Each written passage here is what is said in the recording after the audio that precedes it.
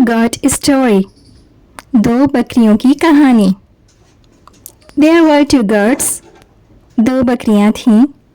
Over a river there was a very narrow bridge. एक दरिया पर एक बहुत ही तंग पुल था.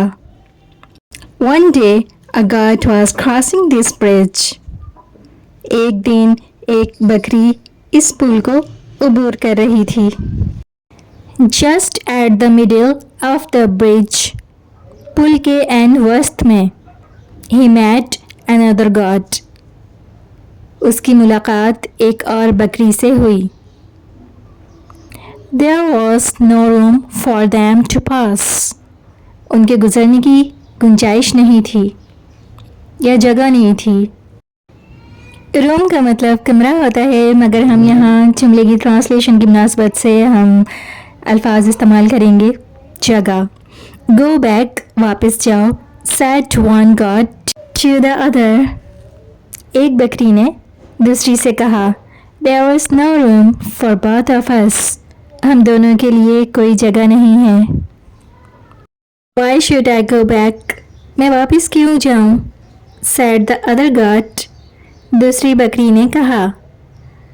Better you must go back, बेहतर है तुम वापस जाओ. यू मस्ट गो बैक, तुम्हें वापस जाना चाहिए.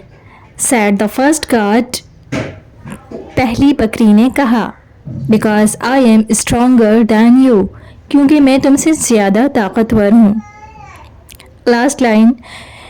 You are not stronger than I, तुम मुझसे ज़्यादा ताकतवर नहीं हो.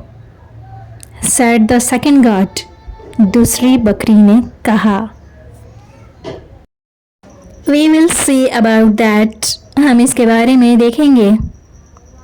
सेड द फर्स्ट गॉट, पहली बकरी ने कहा. And he put down his horns to fight, और उसने लड़ने के लिए अपने सींग नीचे रखे.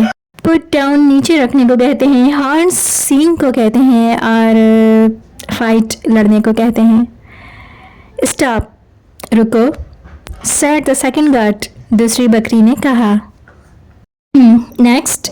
इफ़ वी फाइट, अगर हम लड़े. We shall both fall into the river, तो हम दरिया में गिर जाएंगे. एंड बी ड्राउन्ड, और डूब जाएंगे. And instead I have a plan, और इसके बदले मेरे पास एक मंसूबा है. आई शैल लाई डाउन, मैं लेट जाऊंगी. And you may walk over me, और तुम मेरे ऊपर चल सकती हो. Then the wise one lay down on the bridge, और फिर एक अक्लमंद उनमें से लेट गई.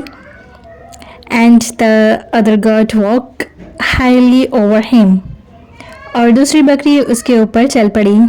सो they crossed the bridge comfortably, चुनांचे उन्होंने आराम से पुल उबूर किया. And went on their ways, और अपने रास्ते चल पड़ी.